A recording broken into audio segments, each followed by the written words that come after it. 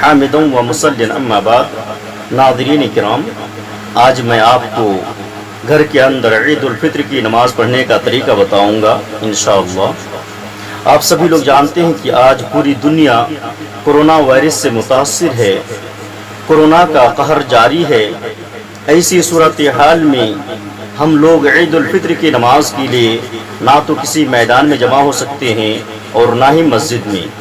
لہٰذا ہر گھر والے اپنے اپنے گھر کے اندر عید الفطر کی نماز ادا کر لیں. گھر کے اندر عید الفطر نماز ادا کرنے کا طریقہ یہ ہے کہ مرد حضرات آگے کی صف میں کھڑے ہوں اور خواتین حضرات عورتیں پیچھے کے صف میں کھڑی ہو جائے، اور جو امام ہوں وہ مرد ہوں اور وہ بالکل آگے کھڑے ہوں، اور اس طرح سے وہ نماز پڑھائے. سب سے پہلے تکبیر تحریمہ کہے اللہ اکبر بول کر دونوں ہاتھ کو سینے پر باندھ لے، اور تکبیر تحریمہ کے بعد کی دعائے ثنا پڑھیں.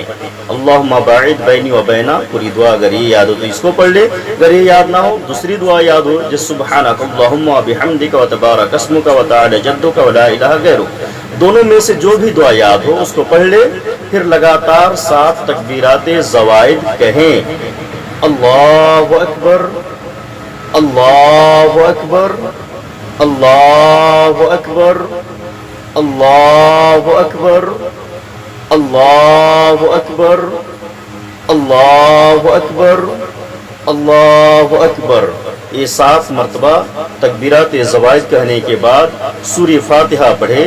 سورہ فاتحہ کے بعد جو بھی سورہ یاد ہو اس کو پڑھ لیں، اور پھر رکوع میں چلے جائے. رکوع مکمل کرنے کے بعد کھڑے ہو جائے اور پھر سجدے میں جائے، سجدہ مکمل کر لے، اور پھر جب سجدے سے 2 سجدہ مکمل کرنے کے بعد جب کھڑے ہوں اللہ اکبر بول کر تو ہاتھ کو پہلے سینے پر باندھے، اور پھر لگاتار 5 تکبیرات زوائد اس طرح سے کہے. اللہ اکبر، اللہ اکبر، اللہ اکبر، اللہ اکبر، اللہ اکبر. 5 مرتبہ تکبیرات زوائد کہنے کے بعد سورہ فاتحہ کی تلاوت کرے، اور اس کے بعد جو بھی سورہ یاد ہو اس کو پڑھ لے. پھر رکوع میں جائے، رکوع کمپلیٹ کر لیں، اور پھر رکوع سے کھڑے ہونے کے بعد سجدے میں جائے. 2 سجدہ مکمل کرنے کے بعد جو بھی نماز کی جتنی بھی دعائیں یاد ہوں اس کو پڑھ لیں، اور پھر سلام پھیر دیں. اس طرح سے عید کی 2 رکعت نماز مکمل ہو گئی. نماز مکمل ہونے کے بعد اگر آپ گھر میں پڑھ رہے ہیں تو خطبہ دینے کی ضرورت نہیں ہے.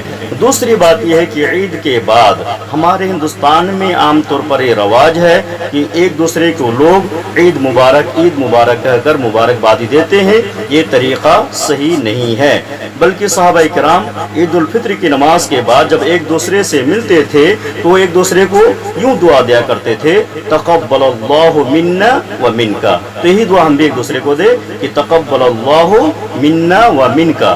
اور اگر ایک دوسرے کے گلے ملنا چاہے تو مل سکتے، اس میں کوئی حرج نہیں ہے. اللہ رب العالمین اس عید کو ہم تمام مسلمانوں کے لیے باعث خیر و برکت بنائے. آمین. السلام علیکم ورحمۃ اللہ وبرکاتہ.